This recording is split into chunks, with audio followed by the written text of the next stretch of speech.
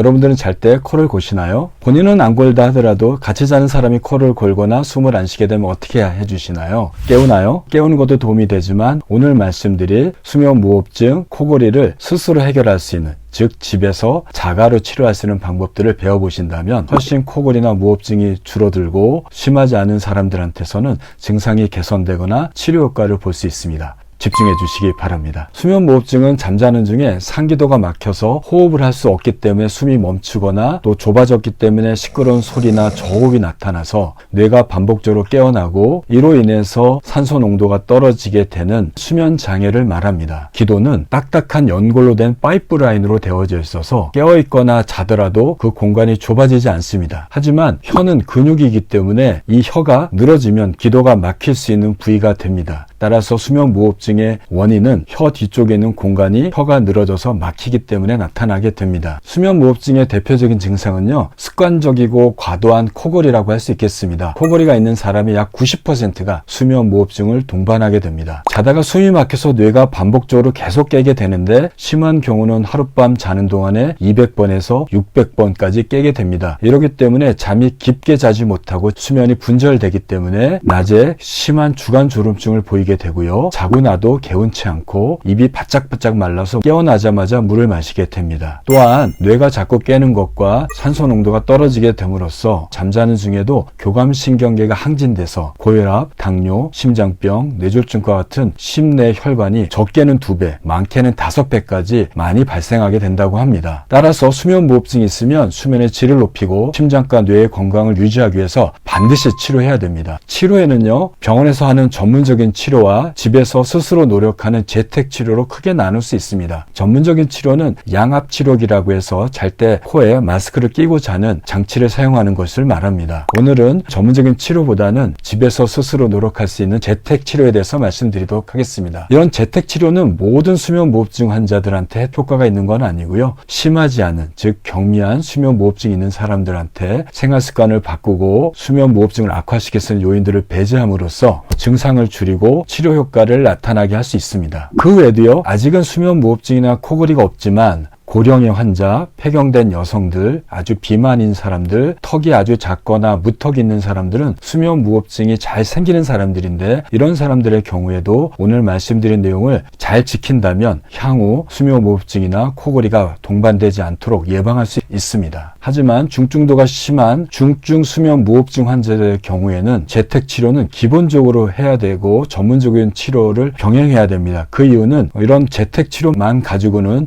심한 수면무호흡증을 완전히 개선시킬 수 없기 때문에 전문적인 치료와 함께 재택치료를 병행하는 노력을 하셔야 됩니다. 먼저 옆으로 자면 폐쇄성 수면무호흡증의 증상을 줄이거나 완화시킬 수 있습니다. 수면무호흡증 환자의 약 50%는 옆으로 누워서 잘 때 코골이와 수면무호흡증이 바로 잘 때보다 2배 이상 줄어들게 됩니다. 이는 뇌가 깨어있을 때는 뇌의 작동으로 인해서 혀가 긴장해서 앞으로 약 30% 전진되어 있습니다. 하지만 혀를 긴장시켰던 뇌가 자게 되면 혀의 긴장도가 떨어져서 뒤로 늘어짐으로써 기도가 쉽게 막히게 됩니다. 특히 턱이 작은 사람들, 또 비만인 사람들, 아주 고령이거나 폐경된 여성들의 경우에는 혀의 긴장도가 더 쉽게 처지기 때문에 쉽게 무호흡증이 나타나게 됩니다. 이럴 때 옆으로 자게 되면 혀가 밑으로 처지니까 기도를 막지 않고 혀가 있는 상기도는 동그래지게 됨으로써 기도가 넓어져서 수면무호흡증이 완화되거나 코골이가 줄어들게 됩니다. 옆으로 누워서 자는 거가 내 마음대로 잘 되지 않죠. 이럴 때는 옆으로 자는 훈련을 해볼 수 있는 방법이 있습니다. 등에다가 높은 베개를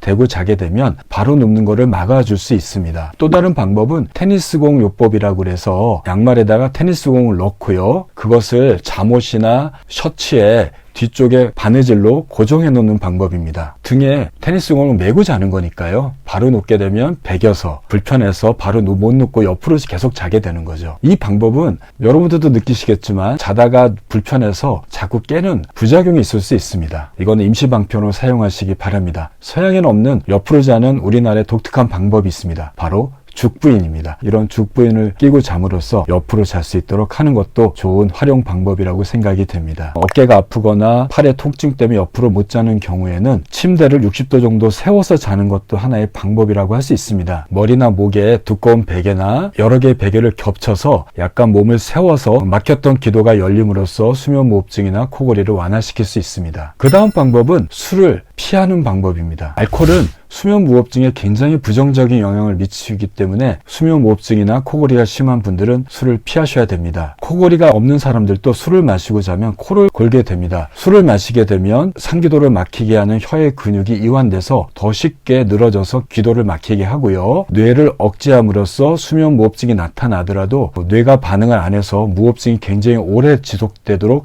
만들 수 있습니다. 규칙적으로 운동하는 것도 수면무호흡증에 도움이 될 수 있습니다. 규칙적인 운동을 하더라도 체중이 줄지 않을 수도 있죠. 하지만 살이 빠지지 않더라도 규칙적으로 운동을 하게 되면 수면무호흡증의 개선뿐만 아니라 주간졸음증을 감소시키는 연구 결과도 나와 있습니다. 운동의 강도는 아주 심하게 하는 고강도부터 아주 가볍게 하는 운동도 있지만 어떤 형태의 운동도 수면무호흡증에 다 도움이 된다고 하니까요. 오늘부터 운동을 시작해 보시기 바랍니다. 그 다음은 수면무호흡증을 악화시키 쓰는 약물들을 조정하거나 피하는 겁니다. 대표적인 약물로는 벤조디아제핀 계열의 약물과 바비추레트 약물입니다. 이러한 약물들은 불안장애나 불면증 또는 발작질환 때 치료하는 약물로 사용되는데요. 이러한 약물들은 뇌의 가바의 농도를 높여서 뇌를 상당히 억제하게 함으로써 혀의 근육의 긴장도를 더 떨어뜨리고 뇌의 반응을 늦추게 함으로써 수면무호흡증이 악화될 수가 있습니다. 콧물이나 감기 치료를 위해서 흔히 사용되는 항히스타민 계열의 약물들도 졸음을 일으킴으로써 수면무호흡증을 악화시킬 수 있습니다. 모든 약은 아니지만 일부 항우울제 중에 약물들도 수면무호흡증을 악화시킬 수 있으니까요. 수면무호흡증이 있는 환자가 항우울제를 복용하고 코골이가 심해지고 수면무호흡증이 악화된다면 담당 선생님하고 상의해서 약제 변경을